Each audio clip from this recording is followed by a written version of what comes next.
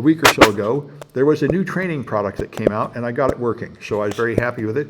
If you are ready to try something a little bit, the Burp Security Web Security Academy helps you pen test websites, but a lot of vulnerabilities are now in APIs. That's where I found the worst stuff.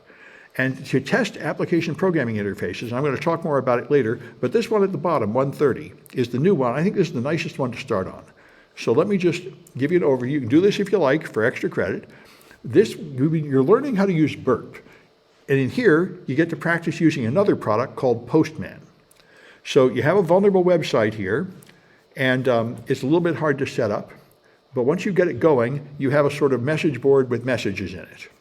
And the point is, you can use Postman to generate API requests. So here, Postman is another tool like Burp. In fact, it's very good to use with Burp. Postman lets you make requests to a server and keep a library of them and have authentication put in the requests. It's another way to build requests. And what you can often do is import the specifications from the website. The API will come with specifications, and you can just import them in. So when you import them from the URL for the Postman collection, it knows all the things you can do. You can authenticate, you can read articles, you can have profiles and membership and so on. All these requests are built into Postman. So you have to set a couple parameters to get it going, and then you can send requests. It looks a lot like Burp. You can send a request up here, get from the API's URL /articles, and when you send it, it will fetch the articles down here. So you can make requests and see the response and put in parameters and such. It's a lot like Burp. And so to register a new user, you can go to the specifications put in the application that show you how this works. You send a post to API users. This is what you will always see. There's going to be a folder called API, or maybe API version 2 or API version 3, and the requests sent to there are intended to fetch little bits of data or take actions like register a user. They are not intended to load web pages.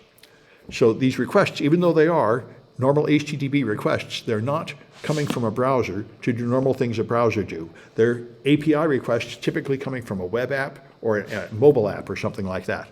So anyway, here's the post. If you want to register a new user, you send a post request to here, and you send data in the form of JSON data here. So you have user's email, password, and username. That's the request it takes to register a new user. And so you can do that right in this product, Postman, which is the standard product used here. You specify the URL, you feed in the data here, and send it up, and that will register the user. And when you get it right, it will reply with a token. And this is your token that identifies you. And you can insert this token into the authentication feature here, and it will automatically add it to all future requests, just like a browser. So you go to the collection up here, and you define a variable called token with the token in there. And now all these things in this capital container will always add that token to requests. And so you can check it by getting the current user, and then you'll see it gets your name if you've got your token correctly loaded. And then you can run Postman through Burp, which is the way to do it to really have the most power. You go into the settings and tell it to run Postman through Burp, and now you can use Postman to make things, and you can use Burp to modify them and examine them. And this is really powerful, and then there's a whole bunch of flags to find once you've got that working. The simplest one is function level authorization. This is extremely common, that there's a function you can execute that does not validate your permissions. So you can go to a site to see what the paths are. You see there is an admin path, and you'll be able to find that you can take a request that went somewhere else and modify it to go to admin, and it will let you execute it without making you log in as admin first. This is very common. Insecure direct object access is another word for it.